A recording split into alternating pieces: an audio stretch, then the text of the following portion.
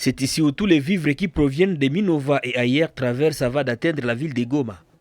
Cependant, des cas de noyade sont enregistrés régulièrement suite aux conditions d'accostage des pirogues utilisées sur le lac Kivu.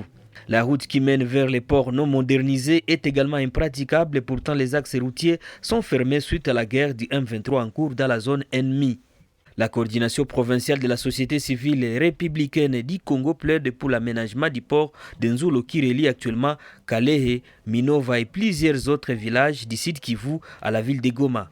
Pour Michel Mouloumemounene, président de cette structure citoyenne, la route Kalehe-Minova n'est pas régulièrement opérationnelle suite aux opérations militaires en cours. C'est pourquoi il est très important de réhabiliter même les tronçons qui mènent vers les ports d'Nzulo pour permettre la circulation des personnes et leurs biens, car c'est l'une des voies essentielles qui approvisionne Goma en produits vivriers pendant cette période de guerre. C'est le port principal qui est en train de servir Nzulo, Goma, Mugunga, donc Goma, donc la ville de Goma.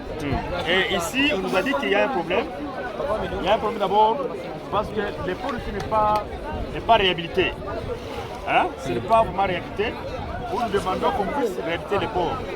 Puisque par jour, il y a beaucoup de bottes ou de mutumbu, on appelle ça mutumbu, qui arrivent. Et parfois, il y a des problèmes des arouba en Swahili. Il y a un problème d'organisation de la construction du port. Hein?